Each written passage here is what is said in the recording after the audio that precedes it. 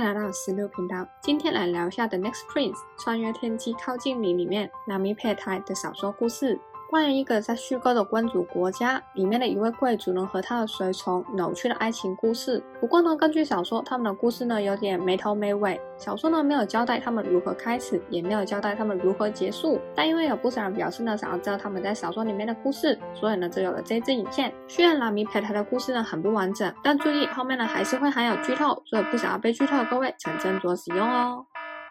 在小说里，拉米佩泰呢没有很明确的攻守之分。他们呢生活在一个叫 Emily 的君主国家。Emily 国呢有好几个贵族统领，每一任的国王呢都会从这几个家族里面以阶级比赛选出，而拉米呢就是其中一个家族的儿子，所以呢也就是皇子候选人之一。而拉米的家族呢有一个很奇怪的传统，如果呢皇子候选人犯错了，被罚的不会是皇子候选人本人，反而呢会罚皇子候选人的随从，而拉米的随从就是佩泰。但其实佩泰的身份呢也不简单，佩塔拉是国防部长的独子。为什么佩塔拉会成为拉米的随从呢？小说呢并没有很清楚的交代，但从一些小的地方呢可以看出，在佩塔拉成为拉米的随从之前，两个人早就已经互相认识了，而且后来呢更是拉米呢自己指定说要佩塔拉成为他的随从。拉米呢本身是一个不带称的猪气，高高在上，不可一世，被宠着长大的孩子。但佩塔帅气的外表和卓越的处事能力却吸引了拉米的注意。当拉米呢意识到的时候，他的眼睛呢已经无法从佩塔拉身上移开。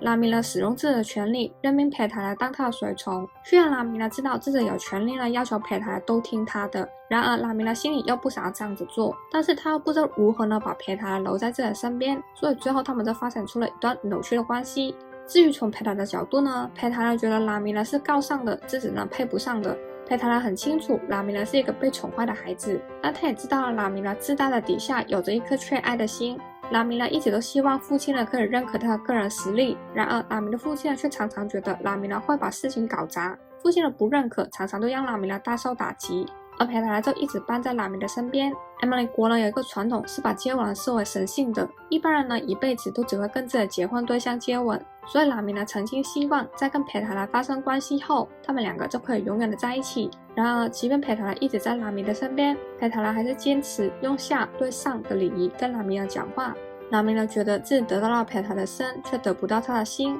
那根本就没有意义。但其实佩塔拉是喜欢拉米的，然而他觉得拉米呢根本不会喜欢自己。从拉米呢任命他成为随从的时候，佩塔拉就已经对爱情失去了希望。虽然有时候会收到拉米的简讯，佩塔拉会觉得拉米呢是不是在关心自己，但下一秒他又会自我催眠说不可能。拉米呢其实曾经为佩塔拉反抗自己的父亲，他觉得让随从呢代替主人受罚的传统早该过时了。佩塔拉很感动拉米呢愿意为他发声，但他还是不敢妄想拉米呢会喜欢自己。到小说的最后， Emily 国呢结束了君主的制度，拉米的父亲也进了监狱，全国的权力呢被重新分配。佩塔拉完全可以离开拉米，但是呢他没有。佩塔拉继续留在拉米的身边，帮助拉米工作。他们两个人就是互相喜欢，但他们的关系呢开始的方式非常的扭曲，导致拉米呢不敢向佩塔拉坦白自己的真心。佩塔拉也不确定两个人呢可以打破身份的限制，结局呢就是两人都没有说破，却一直保持着这段暧昧的关系。